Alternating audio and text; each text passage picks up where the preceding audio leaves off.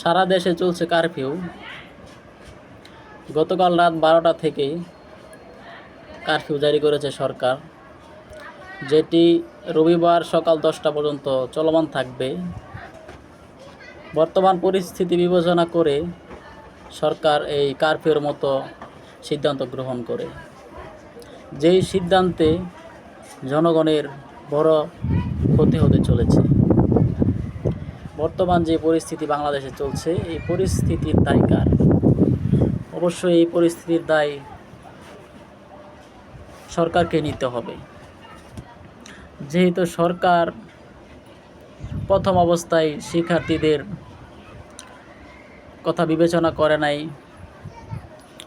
যেহেতু তারা এটিকে কোনো ধরনের এত বড় কিছু হয়ে যাবে তারা ভাবেও নাই। তারা মনে করেছিল শিক্ষার্থীরা কিছু করতে পারবে না, হয়তো তারা হয়তো একদিন দুই দিন রাস্তায় নামবে, মিছিল করবে, যাই কিছু বলুক না বলুক তারা কিছুই করতে পারবে না।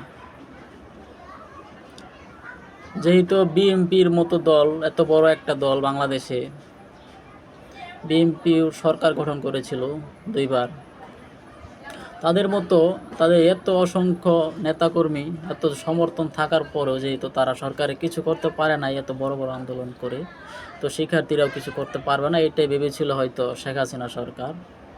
তো শিক্ষার্থীরা যে একটি দেশকে অচল করে দিতে পারে সেটি কিন্তু আজকে শুধু বাংলাদেশেই প্রমাণিত হয়েছে সেটা না, বিশ্বের মধ্যে এর আগেও বিভিন্ন দেশে শিক্ষার্থীরা বিভিন্ন আন্দোলনে তারা নেতৃত্ব দিয়েছে, তারা সফলও হয়েছে। তো বাংলাদেশের আমাদের যে শেখ হাসিনা সরকার আছেন, উনি কিন্তু আবার আওয়ামী লীগের যে কিছু কিছু অশিক্ষিত মন্ত্রী আছে তারা কিন্তু এই জিনিসটি বিবেচনা করে নাই।